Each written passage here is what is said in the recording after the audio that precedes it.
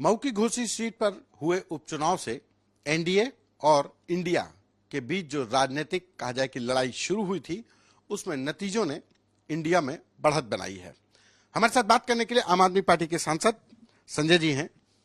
NDA और India की जो लड़ाई थी वो घोसी के उपचुनाव में तो अभी तो आप लोगों की तरफ जाती दिखाई पड़ रही है। क्या इसका असर 2024 में देखने को मिलेगा? देखिए, ये इंडिया गठबंधन बनने के बाद जो उपचुनाव के नतीजे आए हैं, ये बहुत बड़ी जीत है और बहुत बड़ा संकेत है 2024 के लिए कि मोदी जी की विदाई होने वाली है।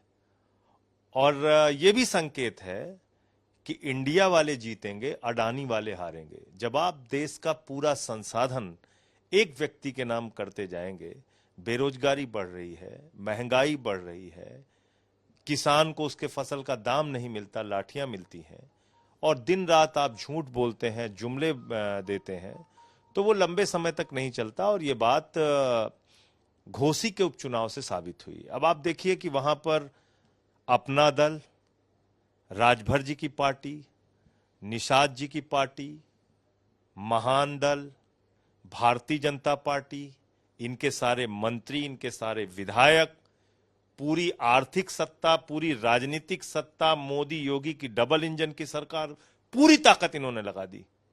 बावजूद इसके 1,24,000 वोट लेकर यह संकेत दिया है समाजवादी पार्टी और इंडिया गठबंधन ने कि 2024 में भी ऐसे ही नतीजे आएंगे। ये हर जगह से हारेंगे। लोग ऊब चुके हैं। अब इन जुमलों से, इन झूठे वादों से लोग ऊब चुके हैं। 43,000 की जीत कोई छोटी जीत नहीं होती। और दूसरी चीज, ये हर बात पे दल बदलना और पाला बदलना, अब मुझे लगता है इसको भी लोग पसंद नहीं कर रहे हैं। और ये भी एक बहुत बड़ा कारण था कि आपको जिस पार्टी से आप जीत के गए, फिर आपने तुरंत पार्टी बदल ली, फिर कल को आपका बयान कुछ रहता है, फिर आज आपका बयान कुछ रहता है। ये तो ठीक बात नहीं है। राजभर जी क्या कहते थे? पिछड़े वर्ग के नेता भारतीय जनता पार्टी में जाके चप्पल उठाने का काम करते हैं। पिछड़े वर्ग के नेता भारतीय जनता पार्टी में लीडर नहीं लोडर हैं। ये बयान होते थे उनके। मैं तो खुद उनसे बड़ा प्रभावित था कि कम से कम एक पिछड़ों की बात कर रहे हैं, वो शोषितों की, वंचितों की बात कर रहे हैं। आप किस दल में चले गए? बीजेपी वालों के साथ, जो दिन रात अपमानित करने का काम करते हैं पिछड़ों को, वंचितों को, दलित समाज के लोगों को। तो इस बात को भी लोग पसंद नहीं कर रहे हैं। मुझे लगता है ये भी इस परिणाम का एक बड़ा कारण है। इस चुनाव के दौरान ओम प्रकाश राजभर ने जो बयान दिए समाजवादी पार्टी को लेकर के, अखिलेश यादव को लेकर के, कहा सुपड़ा साफ हो जाएगा, इनको सेफा ही भेज देंगे, कैसे देखते हैं इन बयानों का? कितना इम्पैक्ट पड़ा है? देखिए, राजनीति में बड़बोलापन कभी कभी आपको बहुत भारी पड़ता है। आप देखिए, योगी जी के लिए कहते थे चल सन्यासी मंदिर में, तब बीजेपी के लिए क्या क्या नहीं बोलते थे। तो आपको एक अपनी लाइन रख, अगर आप बीजेपी, जैसे मैं बीजेपी के खिलाफ बोलता हूं तो वो लाइन है, बोलते हैं। तो अगर आपने बीजेपी के खिलाफ एक मोर्चा खोला है तो आपको उसको जारी रखना चाहिए था। तो तुरंत आपने अपने राजनीतिक लाभ के लिए सारा कुछ पलट के, इनको वहां भेज देंगे, इनको यहां भेज देंगे, ये सब जब आप करने लगते हैं। और क्या कहा था उन्होंने? 50,000 वोटों की जीत होगी, ऐसा दावा किया था। और मैं तो कहता हूं कि जब आपने जनता के बीच में जाके, राजभर समाज के बीच में जाके, पिछड़े, वंचित, दलित समाज के बीच में जाके खुद से ये कहा कि पिछड़ों की हैसियत भारतीय जनता पार्टी में चप्पल उठाने वाली है, वो लीडर नहीं लोडर हैं, तो अब आप उस वक्तव्य से नहीं बदल सकते, उससे आप अपने आप को अलग नहीं कर सकते। और ये बात अब लोग समझ रहे हैं। आप देखिए ना, बंगाल के अंदर 96,000 वोट टीएमसी को मिलता है। झारखंड में इंडिया गठबंधन को, जेएमएम को 1,35,000 वोट मिलता है। 80,000 वोट कांग्रेस को केरला में मिलता है। तो मतलब ये इस बात का संकेत है कि अगर सारे लोग इकट्ठा होकर, एकजुट होकर लड़ेंगे इनके खिलाफ, तो इनको बुरी तरीके से हराया जा सकता है। और ये नतीजे बड़ा संकेत 24 के लिए दे रहे हैं। आप इंडिया की बात कर रहे हैं, जो इंडिया गठबंधन है, तो उस इंडिया गठबंधन में अभी बहुत सारी चीजें हैं। सीटों का बंटवारा, कहीं कोई एक चेहरा ऐसा नहीं है जो प्रधानमंत्री, क्योंकि मोदी तीसरा टेन्योर होगा, वो जो है एक मोदी के सामने आपका चेहरा कौन होगा? सीटों के बंटवारे को लेकर के तमाम जगहों पर जो पार्टियां आपके साथ हैं वो लेकिन राज्यों में एक दूसरे के विरोध में है, और उत्तर प्रदेश में मायावती आपके साथ नहीं है। देखिए, तमाम मैं समझता हूं कि तमाम परेशानियां हैं, लेकिन ये परेशानियां ऐसी नहीं है जिसका समाधान नहीं है, और समय के साथ धीरे धीरे चीजें क्लियर होती जाएंगी। आपके सारे सवाल जायज हैं। राज्यों में एक दूसरे के खिलाफ भी इंडिया के गठबंधन दल लड़ेंगे, जैसे केरल देख लीजिए, केरल में कम्युनिस्ट पार्टी और कांग्रेस पार्टी एक दूसरे के खिलाफ लड़ेगी। टीएमसी और कम्युनिस्ट पार्टी बंगाल में समझौता करके नहीं लड़ती, एक दूसरे के खिलाफ लड़ती है। त्रिपुरा में कांग्रेस और सीपीएम एक साथ लड़ती है बीजेपी के खिलाफ। तो ऐसी विसंगतियां आपको देखने को मिलेंगी। लेकिन जहां तक 24 का प्रश्न है, 2024 का, उसमें मकसद ये है कि यथासंभव कोशिश करके राज्यवार जहां गठबंधन हो सकता है और एक साथ मिलके बीजेपी को हराने का काम करें, और इनकी जो नीतियां हैं जो देश को बहुत भारी पड़ रही हैं उसको जनता के सामने उजागर करें, इनको पराजित करें। मायावती को लेकर के क्या कहेंगे? मायावती बीजेपी का विरोध भी करती है और उसके बाद भी आप लोगों के लेकिन साथ नहीं है, क्या इसका नुकसान रहेगा? देखिए, ये भी स्क्रिप्टेड मामला है। ये पहले से तय किया जाता है कि आप हमारे खिलाफ भी कुछ कुछ दिखती रहिए और पूरी तरीके से इंडिया गठबंधन के खिलाफ दिखिए। तो ये कहीं ना कहीं जो उनके बयान आजकल पिछले दिनों मैंने सुना, उसमें वो दबाव की राजनीति जो ईडी वाली होती है उसका कहीं ना कहीं उसकी सुगंध मिलती है। क्योंकि मोदी जी के पास एक एक्सटॉर्शन डिपार्टमेंट है, ईडी। वो अब इन्फोर्समेंट डायरेक्टरेट नहीं, वो एक्सटॉर्शन डिपार्टमेंट हो गया है। नेताओं को परेशान करना, उनके खिलाफ फर्जी मुकदमे लिखना, उनके ऊपर दबाव बना के बीजेपी में या तो गठबंधन कराना या तो शामिल कराना। तो कहीं ना कहीं मायावती जी को भी उस दबाव में भारतीय जनता पार्टी ने लिया है, जिसके कारण से वो ऐसे बयान देती हैं जिससे विपक्ष कमजोर हो और भारतीय जनता पार्टी मजबूत हो। लेकिन ये बात भी लोग अब धीरे धीरे करके समझ रहे हैं। अब जैसे घोसी का एक बहुत बड़ा संकेत ये भी है, क्योंकि बहुजन समाज पार्टी के प्रदेश के अध्यक्ष ने कहा कि दलितों को समाजवादी पार्टी के खिलाफ वोट करना चाहिए। नोटा दबाने की अपील की गई थी। नोटा दबाने की अपील करी गई थी, तो उसको माना नहीं लोगों ने। आप देखिए, बड़ी संख्या में SC ST समाज के लोगों ने भी वोट किया। तो ये एक सुखद परिणाम है, खासतौर से इस दृष्टि से कि अब सारे पीड़ित लोग इस सरकार के खिलाफ मुखर हो रहे हैं, इकट्ठा हो रहे हैं।